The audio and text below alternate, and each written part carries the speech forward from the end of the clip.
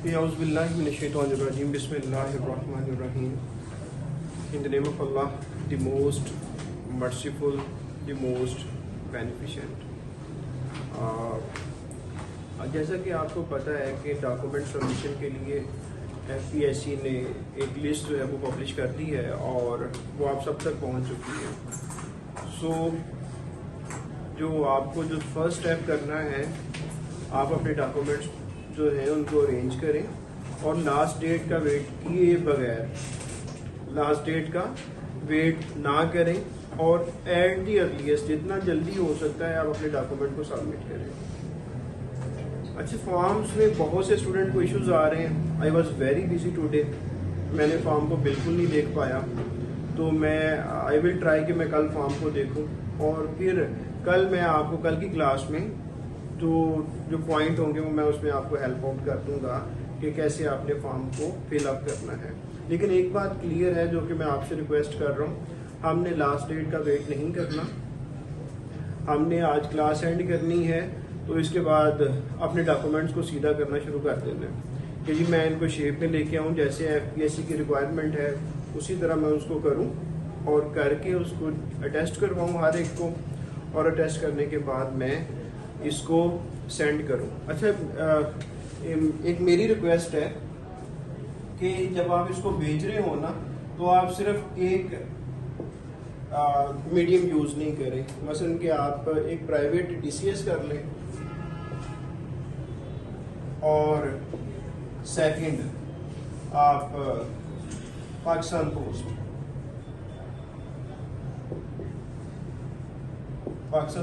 इसकी रजिस्ट्री करवा लीजिएगा। जो रजिस्ट्री होती है ना इनकी, वो आपको रजिस्ट्री नंबर या UMS करवा लीजिएगा। अच्छा, इन दोनों के ट्रैकिंग जो है ना वो अपने पास आपने प्रिजर्व रखनी है।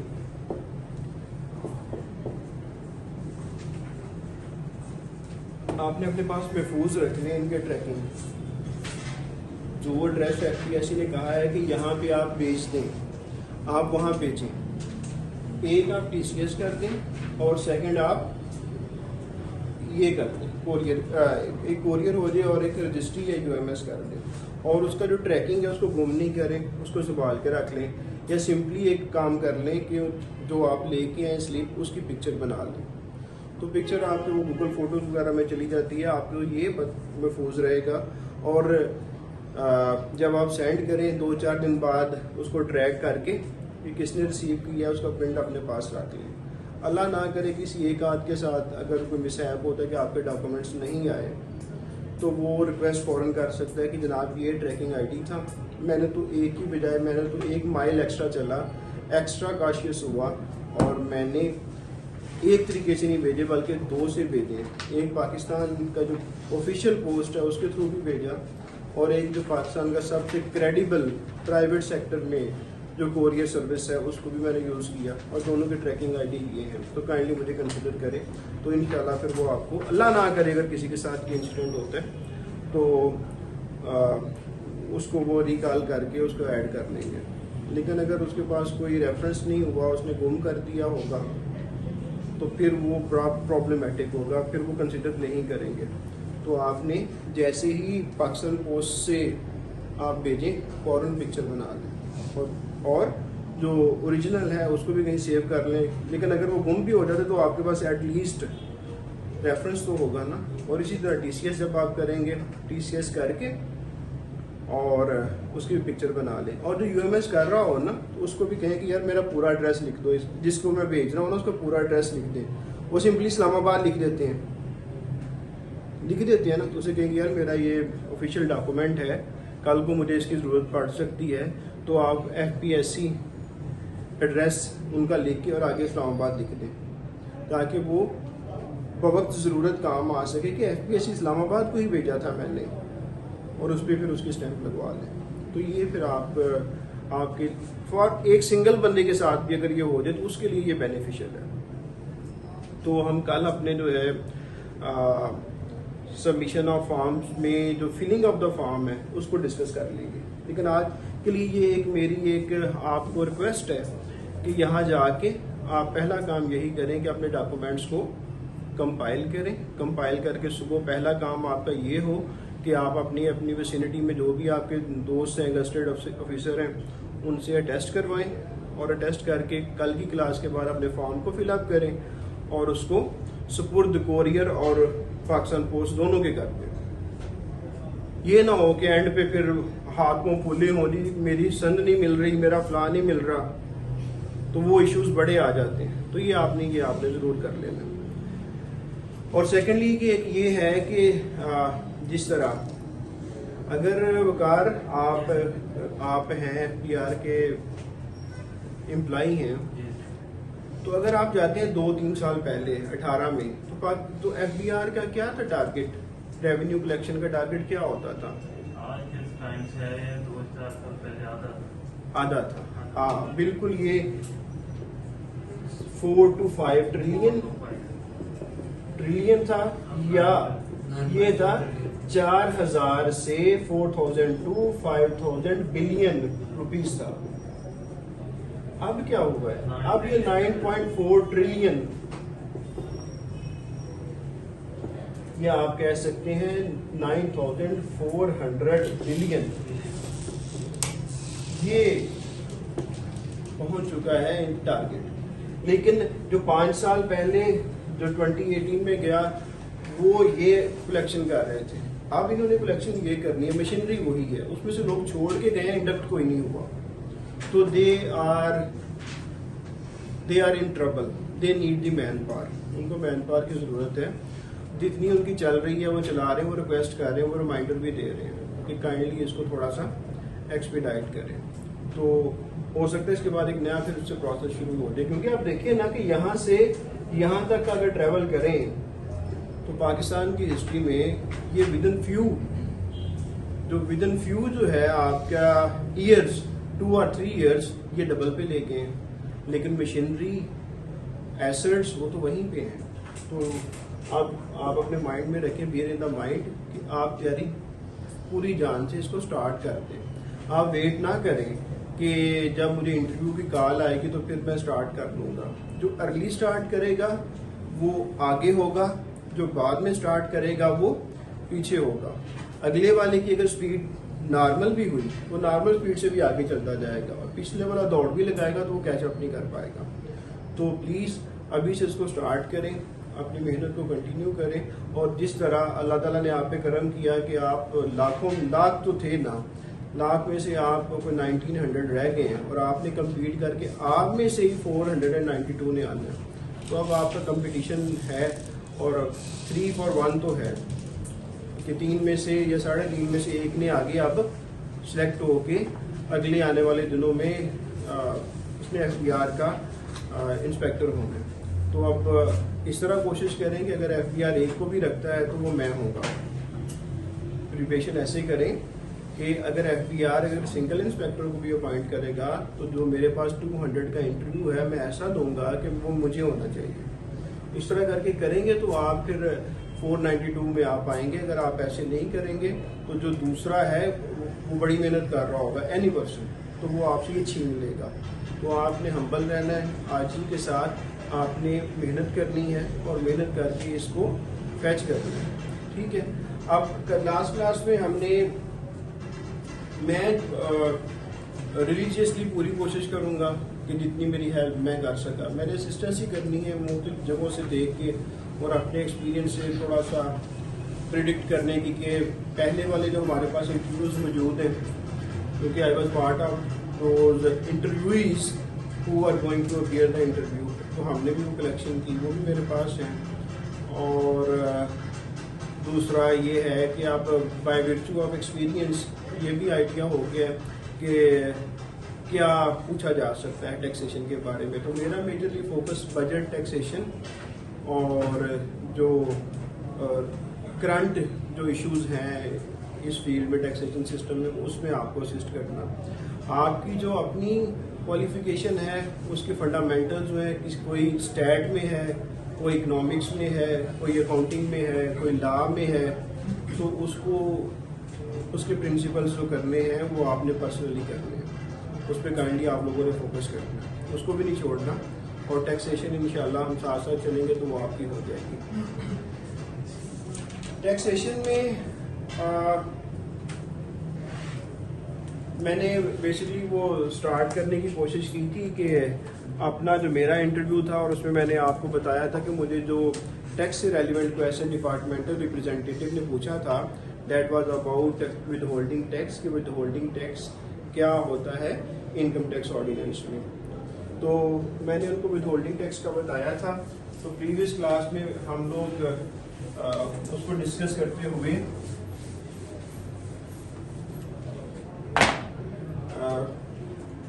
जो चैप्टर 10 है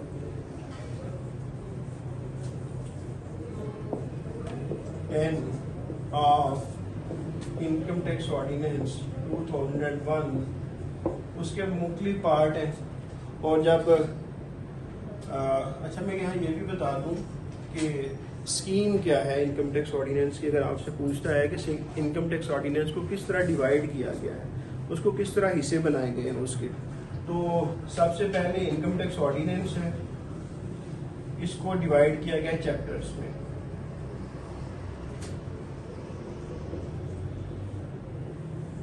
चैप्टर्स को फिर पार्ट्स में डिवाइड किया गया है और फिर पार्ट्स को आगे इसके डिविजन्स आ जाती हैं। अगर कोई चैप्टर बड़ा है उस चैप्टर के पार्ट्स होंगे, अगर कोई चैप्टर छोटा है उसके पार्ट्स नहीं होंगे। फिर ये ऐसे स्टार्ट होता है इनकम टैक्स ऑर्डिनेंस 2001। इसमें इसको कैसे डिवाइड किया गया है, इसको चैप्टर्स में डिवाइड किया। आपकी जिस तरह किताब होती है कि इस बुक को किस तरह डिवाइड किया, इसके मुख्तलिफ चैप्टर्स हैं। इसी तरह इनकम टैक्स ऑर्डिनेंस 2001 के मुख्तलिफ चैप्टर्स हैं। इन चैप्टर्स को आगे पार्ट्स में डिवाइड किया गया है। अगर कोई चैप्टर बड़ा है तो फिर उसके आगे पार्ट्स बन गए। अगर कोई पार्ट बड़ा है तो उसके अंदर फिर डिविजन्स हैं। और फिर डिविजन्स के अंदर क्या है, जब मैं नीचे चला जाऊँ, यहाँ वीडियो ना आ रही है फिर आपने बता देना है। डिविजन्स के अंदर क्या है, फिर सेक्शंस हैं और सेक्शंस को फिर कैसे डिवाइड किया गया है, सब सेक्शंस हैं। निशान आप कुछ कहना चाह रहे हैं? सब सेक्शन है। सब सेक्शन के बाद क्लास आती है और क्लास जी कुछ किसी ने कुछ पूछा, क्लास के बाद आ रहा है यहाँ तक? अच्छा, तो क्लास के बाद मैं इसको ऊपर ले आता हूँ। क्लास के बाद सब क्लास होती है और फिर इसके बाद कुछ अगर कोई प्रोवाइजो डालना हो तो प्रोवाइजो होता है और प्रोवाइजो के बाद अगर कोई एक्सप्लेनेशन हो किसी भी सेक्शन की तो वो एक्सप्लेनेशन इंसर्ट कर देते हैं।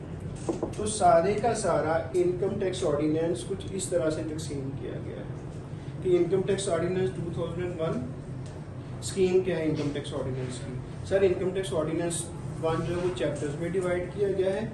चैप्टर्स अगर कोई बड़ा चैप्टर है तो उसको पार्ट्स में डिवाइड कर दिया गया है, नहीं तो चैप्टर के अंदर सीधे सेक्शंस आ जाते हैं। और अगर कोई बड़ा चैप्टर है, जिस तरह चैप्टर नंबर 10 बहुत बड़ा चैप्टर है, सेक्शन 114 से स्टार्ट होता है और आई बिलीव शायद 180 तक चलता है, तो ये एक बहुत बड़ा चैप्टर है। इसी तरह चैप्टर 3 जो है वो एक बहुत बड़ा चैप्टर है, वो आई बिलीव शायद स्टार्ट हुआ था सेक्शन 9 से और एंड होता है वो टैक्स क्रेडिट तक जाके। तो ये बड़े बड़े चैप्टर्स हैं, तो इनके फिर आगे पार्ट्स वो बना देते हैं।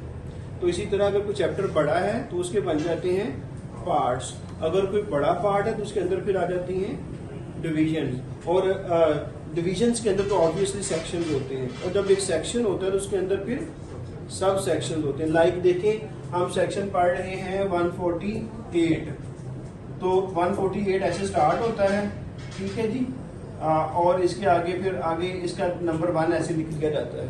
तो सेक्शन 141 सब सेक्शन 1, आगे ये sub section 2, sub section 3, sub section 4। अगर 4 के अंदर आगे क्लासेस लिखनी है तो आगे क्लास क्या है, A, B, C। सब क्लास चलनी है तो सब क्लास दिस। अगर सब क्लास के बाद आगे हमने लिखा था कि अगर उन्होंने कोई प्रोवाइजो डालना है तो वो प्रोवाइडेड डैट प्रोवाइजो डाल देते हैं, और अगर इसको सेक्शन को एक्सप्लेन करना है तो नीचे एंड पे एक्सप्लेनेशन डाल देते हैं। इस तरह करके इनकम टैक्स ऑर्डिनेंस जो है इसकी स्कीम है, इसको इस तरह करके इसकी डिवीजन की गई है। तो अब मैं पढ़ाने लगा तो अगर आपसे पूछा जाए कि इसकी डिवीजन कैसे हुई है इनकम टैक्स ऑर्डिनेंस की, तो आपने कहना है कि सर इनकम टैक्स ऑर्डिनेंस जो है उसको चैप्टर्स में डिवाइड किया गया है और इसके चैप्टर कितने हैं, 13 हैं, और जो बड़े चैप्टर्स हैं उनको फिर मुख्तलिफ पार्ट्स में डिवाइड कर दिया गया है। पार्ट्स के अंदर फिर डिवीजन्स आ जाती हैं, डिवीजन में सेक्शंस हैं, फिर सब सेक्शंस हैं, फिर आगे क्लास, सब क्लास और कुछ के साथ प्रोवाइजो अटैच कर दिया जाता है और जहाँ पे एक्सप्लेनेशन की ज़रूरत होती है वो सेक्शन के नीचे एक्सप्लेनेशन डाल दी जाती है। तो इस तरह सारा का सारा इनकम टैक्स जो है वो उसकी डिवीजन कर दी जाती है। ये है schedule are as good as income tax ordinance 2000, वो हिस्सा है, हाँ वो बराबर कानून का हिस्सा है। शेड्यूल्स जो हैं, schedules are as good as the income tax ordinance main sections are, वो बराबर उनकी वेटेज है। शेड्यूल्स और इनकम टैक्स ऑर्डिनेंस के सेक्शंस की इक्वल वेटेज है।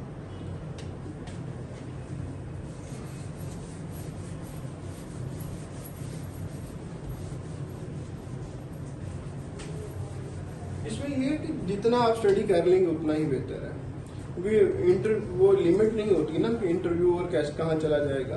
तो जितना आप टैक्सेशन पे ग्रिप कर लेंगे, मैं आपको कोशिश करूंगा ग्रिप करवाने की, तो उतना आपके लिए। और ग्रिप कैसे होगी, जितना आप अपना टाइम जो है वो एलोकेट कर देंगे स्टडी के लिए, और कोई फार्मूला नहीं है। जितना ज़्यादा आप स्टडी करेंगे, और आई बिलीव कि जो यहाँ बैठे हुए हैं या क्लास में वहाँ पे सुन रहे हैं, तो सारे के सारे दे आर ब्रिलियंट। अब थोड़ा सा फ़र्क पड़ना है कि किसने अपनी एफर्ट्स को राइट डायरेक्शन में भी कर लिया और जो टी ट्रैक हो गया, क्योंकि टाइम तो सबके पास एक जैसा ही होना है। तो अब यहाँ पे जिसने लेजीनेस शो की, जिसने कहा कि कल कर लूँगा, नहीं, हमारे उस्ताद हैं मैं उनका बड़ा ही शुक्रगुजार हूँ कि दोनों ही सर एजाज साहब और डॉक्टर इकरामुल हक ब्रिलियंट माइंड है। वजह एक ही है, सोने से पहले उन्होंने टैक्स लाजमी पढ़ के सोना है। तो जब कोई टैक्स की बात होती है तो फिर पाकिस्तान में उनसे आगे नहीं निकलता। क्यों? क्योंकि उनकी हैबिट है, वो स्टडी करते हैं। तो इसी तरह अगर मैं करूँगा तो मैं जो काम करूँगा उसमें मैं अच्छा हो जाऊँगा, जो आप काम करेंगे। एक प्लेयर होता है, वो प्लेयर क्यों अच्छा हो जाता है उस गेम में? क्योंकि उसकी प्रैक्टिस करता है। आप अगर टैक्सेशन में आपका एक गोल है कि I want to see myself as an inspector inland revenue in this batch, तो आप जितनी प्रैक्टिस करेंगे आप उतना बेहतर हो जाएंगे और आप इंश्योर कर लेंगे अपनी एलोकेशन को। दैट्स इट, और कोई फार्मूला नहीं है, हार्ड वर्क ही है। हाँ, hard work followed by prayers, prayers by yourself and prayer by your elders.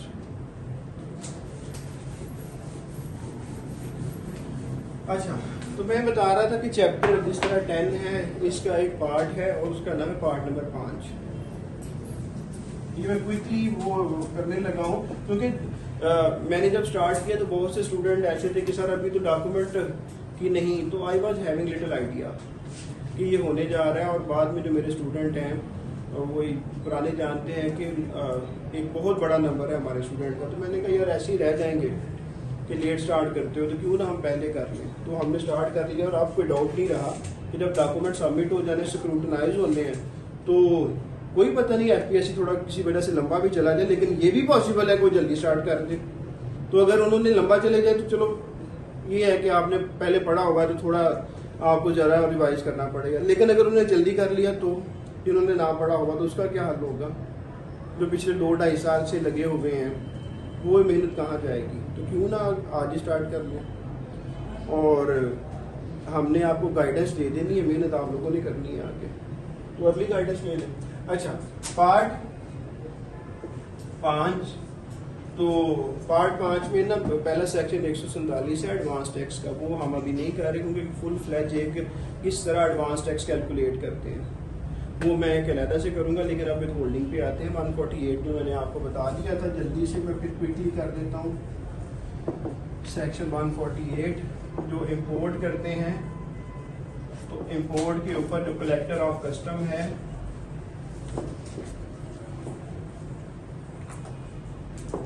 Collector of custom जो है वो टैक्स जो है कलेक्ट करता है।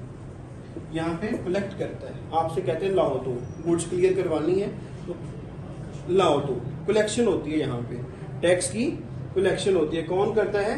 Collector of custom. Collector of custom कौन होता है? जो कि कस्टम्स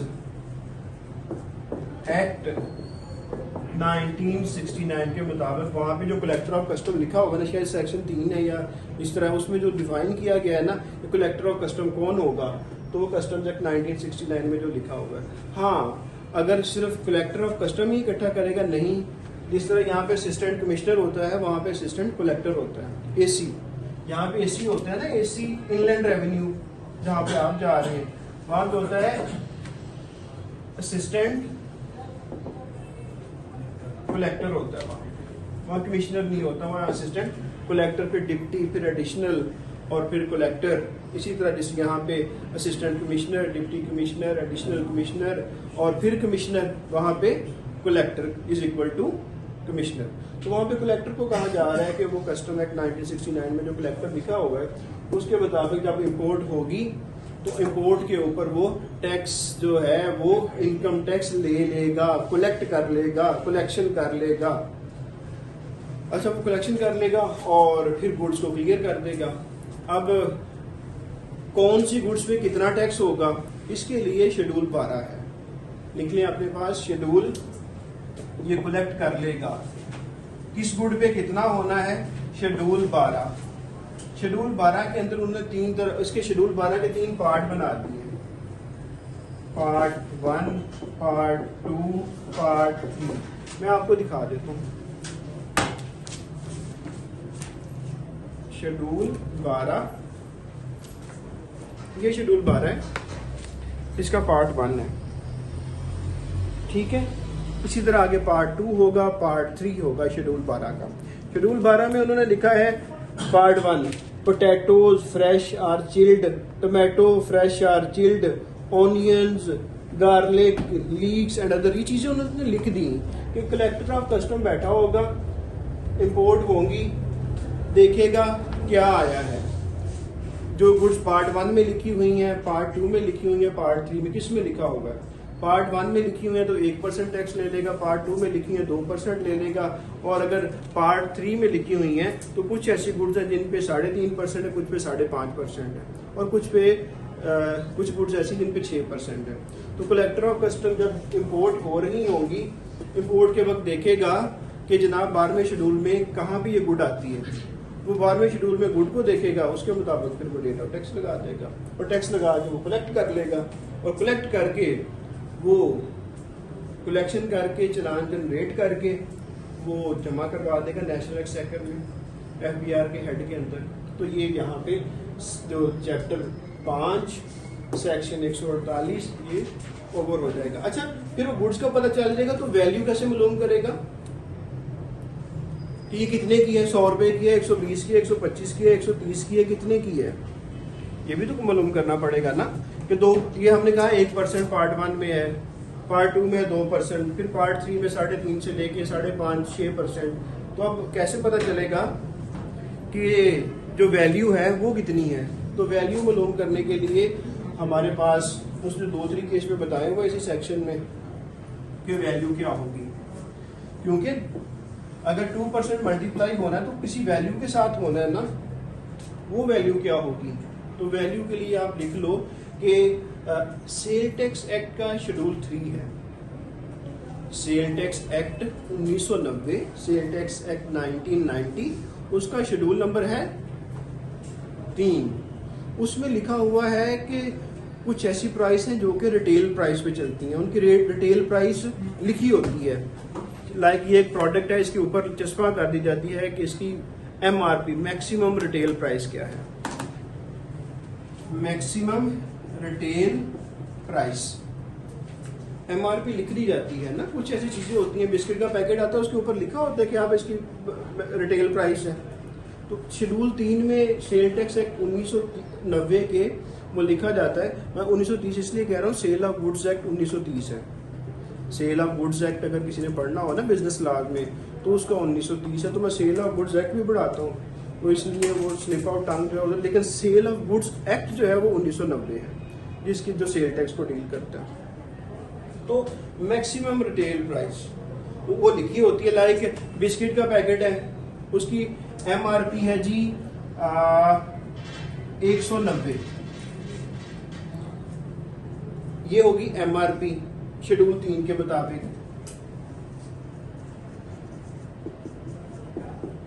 190 रुपए, सेल टैक्स लग गया 18%।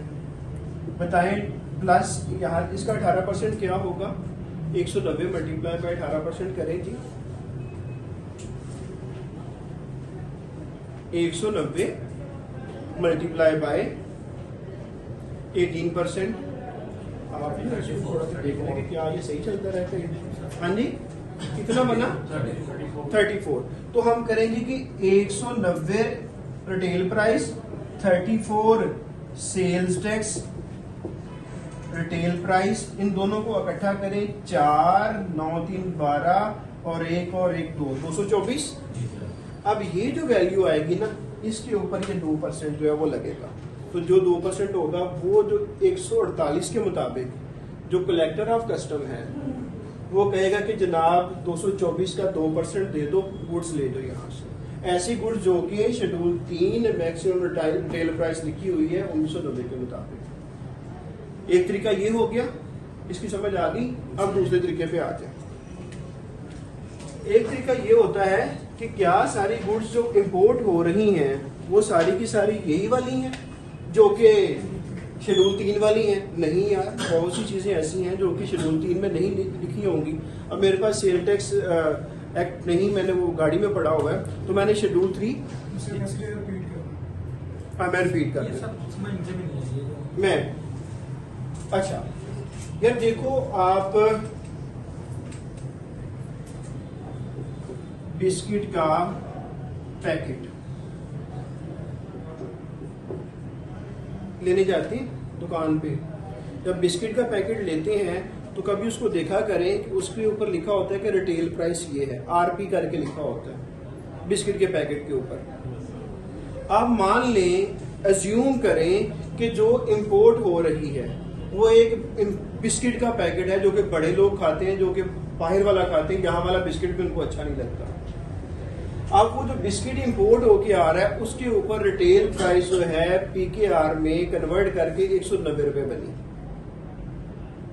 ठीक है, अब 190 रुपए के ऊपर 18% के हिसाब से सेल टैक्स लगेगा, क्योंकि जब भी उस गुड्स ने बिकना है, सेल टैक्स अगर उस पे सेल टैक्स अप्लाई होता है, मान लें होता है बिस्किट के ऊपर, तो 18% सेल टैक्स लगेगा। 190 का 18% आप लोगों ने मुझे बताया 34 रुपए है। ठीक है, मैं 190 में प्लस करता हूं 34, तो मुझे टोटल अमाउंट मिलती है 224 की। कलेक्टर ऑफ कस्टम ने लेना है 2%। 2% किसका? वैल्यू ऑफ सप्लाई का। वैल्यू ऑफ सप्लाई कैसे मालूम हुई कि जनाब ये जो बिस्किट हैं ये शेड्यूल 3 में सेल टैक्स एक्ट के लिखे हुए हैं, इसलिए इसकी रिटेल प्राइस के हिसाब से इसके ऊपर एडवांस टैक्स लेना है, कस्टम वालों ने कलेक्ट करना है। तो 190 प्लस 34 224 वैल्यू ऑफ सप्लाई होगी। Value of supply multiply by जो भी परसेंटेज उस पार्ट के हिसाब से 2% हमने मान ली, तो क्या बनी फिर इसके ऊपर मल्टीप्लाई, यहाँ नहीं आ रहा था 2%, कितनी बनी? 4.48 रुपीस। अब जनाब जो कलेक्टर ऑफ कस्टम है वो 4.48 रुपीस लेगा और कहेगा बिस्किट का पैकेट आप ले जाए पाकिस्तान के अंदर, नहीं तो वो पोर्ट कासल पे बिठाए रखेगा। क्लियर हो गया जी, ये पॉइंट ठीक हो गया। अब मैं आता हूं दूसरी तरफ। क्या हमेशा ऐसे ही होता है कि सिर्फ बिस्किट्स या ऐसी चीजें आती हैं जो शेड्यूल नंबर 3 ऑफ 1990 एक्ट में लिखी होती हैं? नहीं, और भी बहुत तरह का मटेरियल आता है जो कि यहाँ पे रिटेल प्राइस पे नहीं लिखा हुआ, तो उसकी वैल्यू कैसे मालूम करेंगे? क्योंकि ये तो पता लग गया 2% होगा, 1% या 2% या 3.5% या 5.5% या 6%। इसके मुताबिक असिस्टेंट कलेक्टर ने पैसे इकट्ठे करने हैं। किसका परसेंट, किसका वो तो मालूम करना है ना, तो वो वैल्यू ऑफ सप्लाई हम मालूम करेंगे। वैल्यू ऑफ सप्लाई, आप वैल्यू ऑफ सप्लाई मालूम करने के लिए कस्टम में भी वैल्यूएशन लिखी हुई है, जो कि रिटेल प्राइस में नहीं है, तो कस्टम वाले कस्टम एक्ट के मुताबिक उसकी वैल्यू मालूम करेंगे। अब एक आ गया जी 40 लीटर केमिकल, क्या आ गया जी 40 लीटर केमिकल, 40 लीटर केमिकल, क्योंकि पाकिस्तान केमिकल को इंपोर्ट करता है। डाइंग वाइंग कपड़े पे रंग करना होता है, हमारे पास केमिकल नहीं होते, हम चाइना से, जर्मन से और मुख्तलिफ कंट्री से केमिकल इंपोर्ट कर रहे होते हैं। कस्टम एक्ट के मुताबिक जो कस्टम वैल्यूएशन ऑफिसर है उसने वैल्यू मालूम की उसकी, और उसने कहा जी कि 40 लीटर की जो वैल्यू बन रही है ना वो है 1 लाख रुपए। हाइपोथेटिकली सपोज कर लेते हैं कि उसकी वैल्यू बनी कस्टम एक्ट के मुताबिक कितनी बनी, ये पिछला मैं अरेंज करता हूं ताकि वो तो बात खत्म हो ना। तो ये बन गई 1 लाख कस्टम एक्ट 1969 के मुताबिक ये बनी। अब वो इसको कस्टम वैल्यू क्यों मालूम करता है, क्योंकि कस्टम वालों ने कस्टम ड्यूटी लगानी होती है, उस पर कस्टम ड्यूटी लगती है ना, तो यहां पे लगेगी कस्टम ड्यूटी। मैं लिख दो CD। CD is acromion of custom duty. मान लें कि कस्टम ड्यूटी है 4%, सपोज कर लें, तो 1 लाख के ऊपर 4% अगर कस्टम ड्यूटी हो तो कस्टम ड्यूटी कितनी होगी 4000। अब ये जो केमिकल आया है, मान लें इसके ऊपर एक्साइज ड्यूटी भी लगती है, FED भी लगती है, FED। अब FED लगती है तो मान लें वो 3% है, 3000। अब ये जो केमिकल है जब ये इंपोर्ट हो रहा है इसके ऊपर सेल टैक्स भी लगता है, तो इनको इकट्ठा करें 1 लाख और 7000, 1 लाख 7000, सेल टैक्स लगा लें इसके ऊपर 18%। बताएं कितना हो गया 1,07,000 पे जी, प्लीज कैलकुलेट करें जल्दी से। 1,07,000 पे 18% जी 19,260। इसको 19,260 में ऐड करें 1,07,000 को, 1,26,260। 1,26,260 मेरे भाई। अब जब ये 1,26,260 हो जाना है, इसके ऊपर कलेक्टर ऑफ कस्टम ने देखना है कि मैंने 1% लगाना है, 2% लगाना है, 3 लगाना है, 5.5 लगाना है, 6 लगाना है। इसके साथ मल्टीप्लाई करके कहेगा जी 148 का मुझे टैक्स देते हैं, 148 का मुझे एडवांस में इनकम टैक्स दे दें। तो इनकम टैक्स निकालने के लिए वैल्यू ऑफ सप्लाई का निकालना जरूरी है। जो वैल्यू है वो अगर शेड्यूल 3 में लिखी होगी तो रिटेल प्राइस जो लिखी हुई है उसमें सेल टैक्स ऐड करके वैल्यू मालूम कर लें, और अगर वो शेड्यूल 3 वाली नहीं है तो फिर वैल्यू पहले क्या होगा, कस्टम वाले अपने हिसाब से उसको कैलकुलेट करेंगे, उसमें जमा करेंगे कस्टम ड्यूटी, उसमें जमा करेंगे फेडरल एक्साइज ड्यूटी, उसमें जमा करेंगे सेल टैक्स। इन सबको इकट्ठा करके उसके बाद देखेंगे ये कहाँ पे फाल होती है, उसके साथ मल्टीप्लाई करके कह दें जी कि इतने का चलान है, जमा करवा के आओ ताकि गुड्स हमारी इंपोर्ट का तुम्हें क्लियर करते हैं। ठीक हो गया। कस्टम ड्यूटी ये अलग से सबमिट होगी फेडरल से? हाँ, ये जो मैनर है, जिस तरह कस्टम ड्यूटी जमा होगी उसी तरह इनकम टैक्स जमा होगा। कि कहते हैं मैनर क्या है, तरीकाकार क्या है जमा करवाने का, जिस तरह कस्टम ड्यूटी जमा होगी उसी तरह इनकम टैक्स जमा हो जाएगा। ये मैनर है, बिल्कुल ऐसे ही जिस तरह कस्टम ड्यूटी जमा करवाने जाएंगे वो मालूम करेगा कि कस्टम ड्यूटी कितनी है, इतनी है, वो जमा करवाने के साथ में इनकम टैक्स भी जमा करवा के आ जाएगा उसी मैनर में। ठीक हो गया। इसीलिए हमें जब हम विद होल्डिंग चेक करते हैं जी, तो जो FBR के एम्प्लॉइज हैं उनको आइडिया है कि विद होल्डिंग जब चेक करते हैं तो सेक्शन 148 की चेक करते हैं, फौरन जो इम्पोर्टर है उनकी विद होल्डिंग आ जाती है। वो क्यों आती है, कलेक्टर ऑफ कस्टम ने इकट्ठे करके चलान बना के जमा करवा के फिर दो चीजों को छोड़ता है कि अब ले जाओ। सही हो गया। तो ये सेक्शन 148 था। आप इंशाल्लाह हम इसको रिपीट नहीं करेंगे अपनी स्टडी में। अब आप पे है कि इसको पढ़ें और पढ़ के इसकी अंडरस्टैंडिंग लें। अच्छा, इसमें अब मैं कुछ चीज़ों को हल्का सा स्किप भी कर रहा हूँ। अब वो आपकी ड्यूटी है कि वो पॉइंट को वर्ड बाय वर्ड पढ़ के अपने पास नोट करें। मैंने इसमें कुछ चीज़ें छोड़ी हैं अभी, क्योंकि अगर मैं ना छोड़ूं तो हो सकता है कि पूरा लेक्चर इसी के ऊपर ही हो जाए। तो अभी मैंने कुछ छोड़ी हैं, वो आपने पढ़ना है और वो ऐसी छोड़ी है आपको क्लियर हो जाएगा।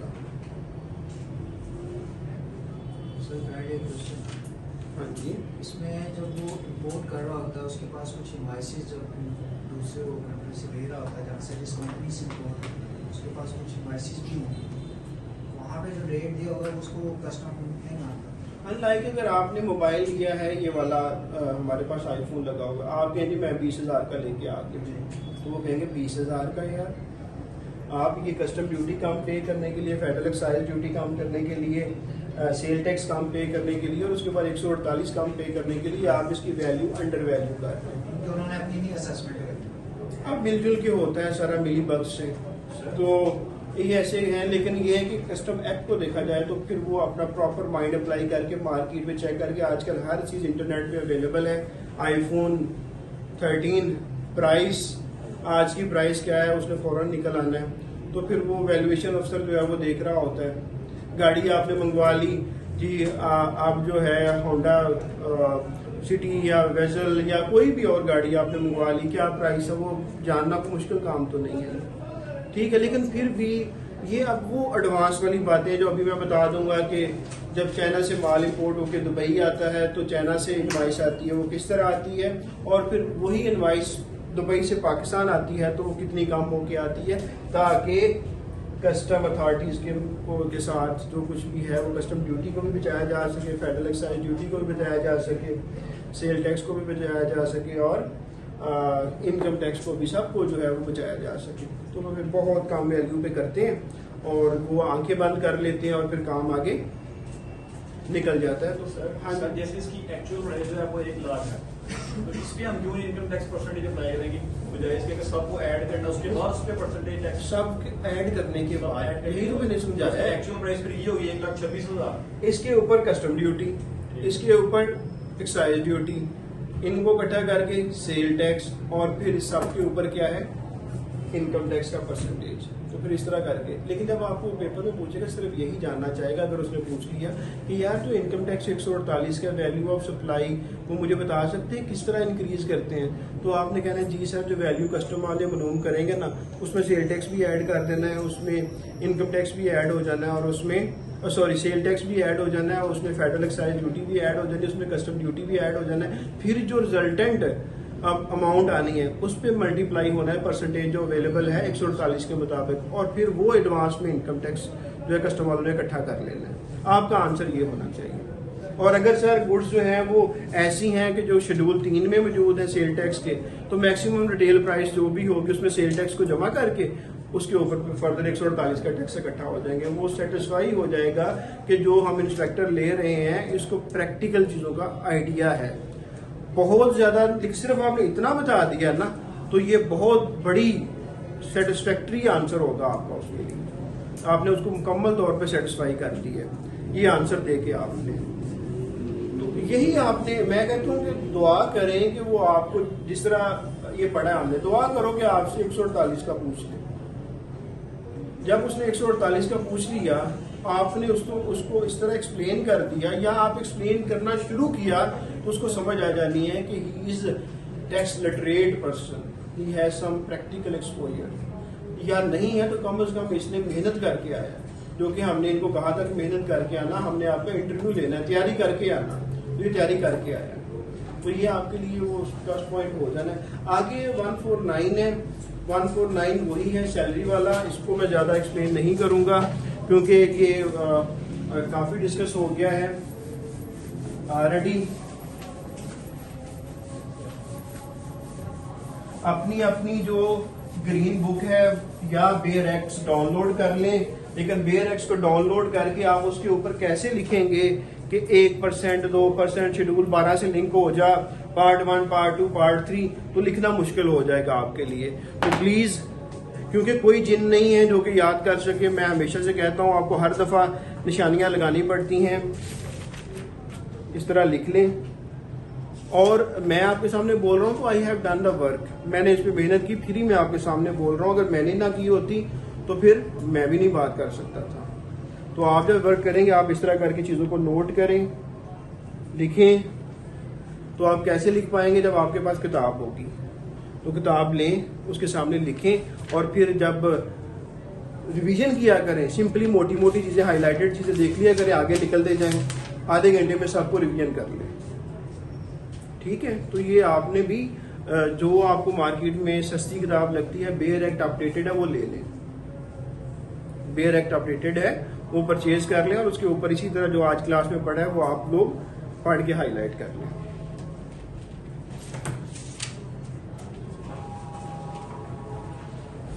आज इतनी कॉल्स आई हैं कि जनाब आज मैं ऑफिस में बैठा था और आइए मेरे पास उस्मान आया ऑफिस में, तो literally I was unable to spare time for him. और क्योंकि हमारे जो वर्क नेचर ऑफ वर्क है वो बहुत ही, मैंने इनको दिखाया भी कि वो बड़ा ही कम्प्लेक्स और रैपिड वाला है, तो उसका आंसर हमने करना ही करना है with in few minutes, otherwise वो इश्यूज बन जाते टैक्सेशन के। ठीक है जी।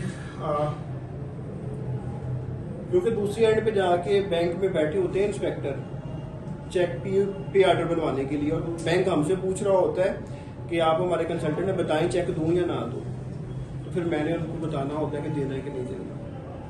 तो इसलिए फिर वो मैं वही दे रहा था, इन्होंने बैठे भी मेरे पास, लेकिन मैं अब स्टक था वहां पे कि मैं अपना काम कर रहा था। सेक्शन 149 सैलरी, इसमें आपको पता होना चाहिए कि जो सैलरी वाला बंदा है, लाइक हम यही कर लेते हैं कि वो सैलरी लेता है 1 लाख मल्टीप्लाई बाय 12, साल की सैलरी होगी 12 लाख या 1.2 मिलियन।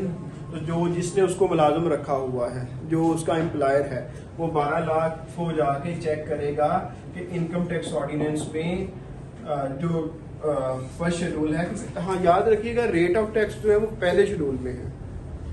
रेट ऑफ टैक्स ना कितना, किस रेट से टैक्स लगना है, वो शेड्यूल 1 है, और शेड्यूल 1 के आगे बहुत से पार्ट हैं। ठीक है? और पार्ट के अंदर फिर डिविजन्स हैं। शेड्यूल को कुछ इस तरह से डिवाइड किया गया है, नोट कर लें। ये जो शेड्यूल्स है ना, कि एक शेड्यूल होता है लाइक शेड्यूल 1, उसके आगे पार्ट्स हैं, पार्ट्स के अंदर फिर डिविजन्स हैं, और फिर आगे क्लासेस हैं, और क्लासेस के अंदर लिखा होता है कि कहाँ पे कौन सा टैक्स।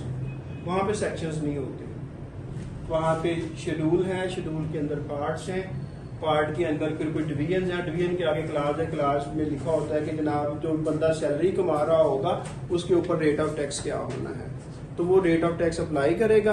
और लाइक अब शेड्यूल मेरे पास सामने नहीं है, तो 12 लाख में हम कहते हैं कि रेट ऑफ टैक्स ऊपर से देख के वो बता देता है कि इस पे टैक्स बन गया है 50,000, इस सैलरी के ऊपर कितना बन गया है 50,000। मैं अगेन रिपीट कर देता हूँ, कैसे पता चलेगा कि ये जो बंदा है, ये जो पैसे कमा रहा है, इसके ऊपर सैलरी वाला रेट लगेगा या बिजनेस वाला?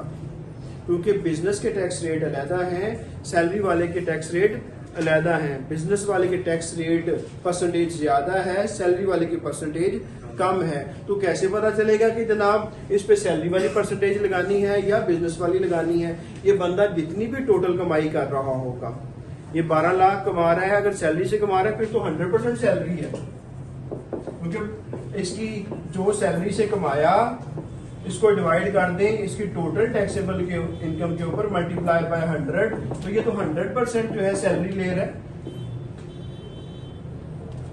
कैसे पता चला? लेकिन अगर ये कमा रहा है, ये साथ में ये सर्विसेज भी दे रहा है, लाइक मी कि एम्प्लॉयमेंट भी है, और साथ में क्या है, मुख्तलिफ यूनिवर्सिटीज में पढ़ाता भी है। अब मुख्तलिफ यूनिवर्सिटी से पढ़ाकर वो पढ़ाना उसका बिजनेस है, सर्विसेज रेंडर करता है, और सर्विसेज रेंडर करके वो ले लेता है 12 लाख रुपया नहीं नजर आ रहा। 12 लाख रुपया वो सर्विसेज रेंडर करके ले लेता है, अर्न कर लेता है सर्विसेज का। ठीक है, तो टोटल उसकी इनकम कितनी हो गई? 24 लाख। 24 लाख में 12 लाख सैलरी, ये 24 और ये 100। जब हम इसको नेट ऑफ करेंगे तो ये 100% की बजाय कितना परसेंट बनेगा? 50%। जनाब ये अब सैलरी पर्सन वाले रेट नहीं लगेंगे, बल्कि रेट कौन से लगेंगे? बिजनेस वाले, और ज्यादा टैक्स देना पड़ेगा। ठीक है, तो जब तक ये आंसर 75 अगर आ जाए ना, तो वो फिर सैलरी वाले रेट लगेंगे। अगर टोटल टैक्सेबल इनकम का 75% जो है वो सैलरी है, तो रेट अप्लाई होंगे सैलरी वाले, और अगर 75 से कम है तो रेट कौन से लगेंगे? बिजनेस वाले। और बिजनेस के रेट ज्यादा हैं, और जो सैलरी वाले के रेट्स जो हैं, सैलरी वाले के भी देखा जाए कम नहीं है, लेकिन बहुत ज्यादा ही है। लेकिन बिजनेस के साथ जब कंपैरिजन किया जाता है तो फिर कम है। अदरवाइज सैलरी पर्सन को भी आप पार्ट बने जा रहे हैं एफबीआर का, तो जो दूसरी तरफ है वो लोग बड़े परेशान है कि यार इतनी ज्यादा जो है वो टैक्स देना पड़ता है। अच्छा, तो ये अब हम यहाँ मान लेते हैं 75% वाला याद रखिएगा। अब मान लिया कि 50,000 टैक्स देना है। अब इसमें ये होता है एडजस्टेबल।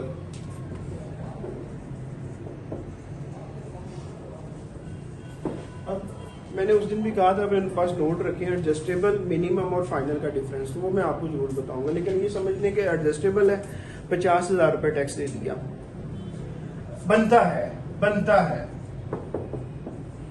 अब एम्प्लॉयर ने हर महीने जब सैलरी देनी है ना, इसको 12 लाख साल की बनी थी, तो महीने की 1 लाख, तो 1,50,000 divided by 12,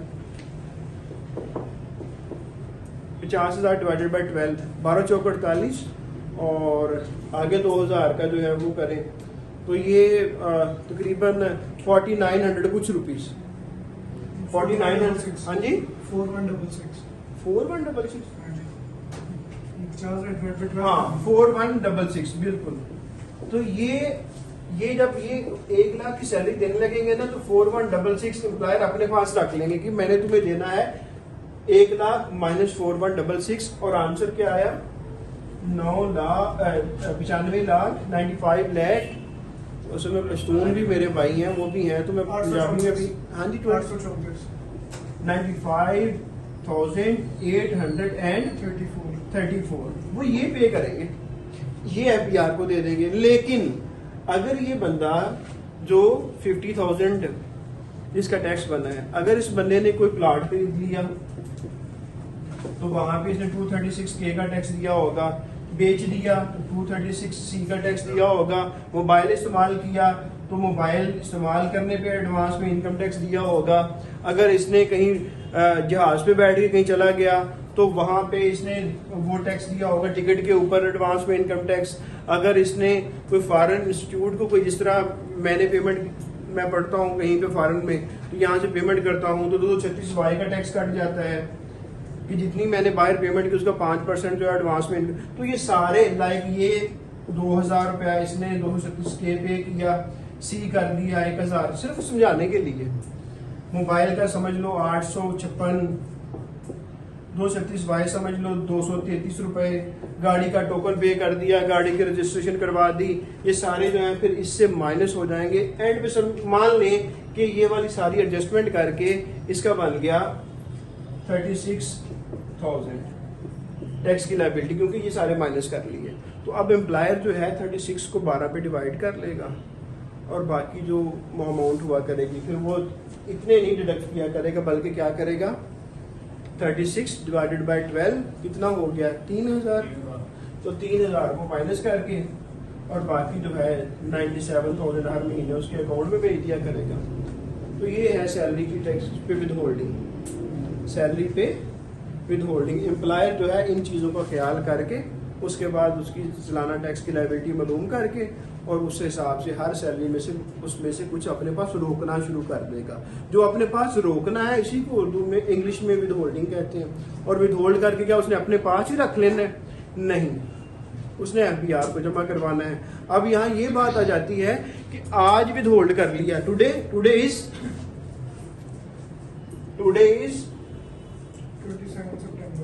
27 September 2023 and the day is Wednesday। By Wednesday को उसने सैलरी दी, उसमें से 3000 रोक लिया अपने पास, जिसको कहते हैं विद होल्डिंग। अब उसने इसको क्या करना है, वेडनेसडे को विद होल्ड कर लिया। वेडनेसडे के बाद जो संडे आता है ना, संडे के बाद उसको 7 दिन का टाइम मिलता है कि जिस दिन विद होल्ड किया उसके बाद जो संडे आया उसके बाद तुम्हारे पास 7 दिन है, इस दिन के अंदर अंदर जमा करवा देना FBR को। अगर तुमने ना जमा किया तो फिर तुमने एज पर लॉ काम नहीं किया, तुमने डिफॉल्ट किया। जितने दिन अपने पास पैसे रखोगे एक्स्ट्रा, उसका डिफॉल्ट से चार्ज भी जमा करवाओगे और पेनल्टी भी जमा करवाओगे।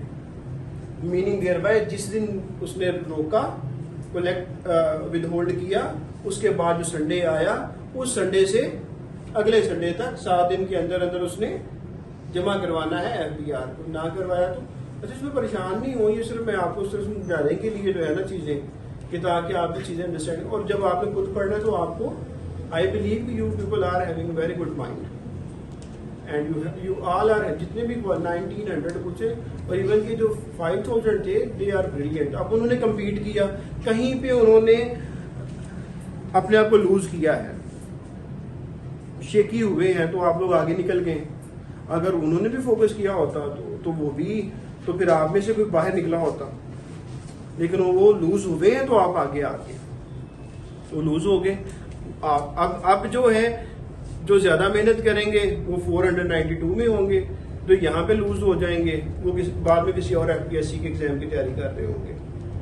तो आप लूज ना हो, जितना टाइम आपके पास अवेलेबल है। लूज मीन कि अपने कंफर्ट जोन में चले जाते हैं, कोई नहीं यार आज नहीं कल पढ़ लूंगा, जो कल होती है वो कभी नहीं आती, ये आप सबको पता है। You all people are very mature. तो वो तुम्हारो सुबह नहीं आती, सुबह नमाज पढ़ लेंगे, वो नहीं आती, जो आज पढ़ ली वही है। उसी तरह जो आज आपने स्टडी कर लिया वही है, वो कल नहीं आती, वो नेवर कभी वो नहीं होगा। तो आपने फिर इसीलिए अभी से इसको कंटिन्यू करना है। हाँ, तो ये आपको पता चल गया जी। अच्छा, क्या सिर्फ, अच्छा कुछ ऐसा भी होता है कि सरकारी अदारे भी विद होल्डिंग कर रहे होते हैं। लाइक अगर FBR का मुलाजिम है तो उसको जो AGPR तनख्वाह देता है जी, AGPR जब सैलरी दे रहा है तो अगर इनकी सैलरी है 12 लाख, टैक्स बनता है, उस पर G बनता है, विद होल्डिंग करनी है, G करनी है, तो विद होल्ड करके अपने पास रख लेंगे। नहीं, जब सरकारी अदारा विद होल्डिंग करेगा तो उसी दिन गवर्नमेंट के खजाने में जमा करवाएगा। जब सरकारी अदारा अपने मुलाजमों को तनख्वाह देगा तो जिस दिन विद होल्डिंग करेगा उसी दिन जमा करवाएगा। ये वाले काम जो है ये नॉन सरकारी अदारों के लिए है कि जिस दिन जब विद होल्ड किया उसके बाद जो संडे आया उससे अगले संडे तक जमा करवा देना। लेकिन सरकारी अदारा उसी दिन बाई करना है उसमें, ठीक है। और यहाँ पे सैलरी के अंदर ये क्लियर होगा ना, 149। तो सैलरी के अंदर उन्होंने एक और चीज भी की है, उन्होंने ये किया है कि जो बोर्ड ऑफ डायरेक्टर्स है, मैंने पहले भी अर्ज कर दिया था, मैंने इसलिए जरूरी समझा कि अब स्टूडेंट्स बहुत इन हुए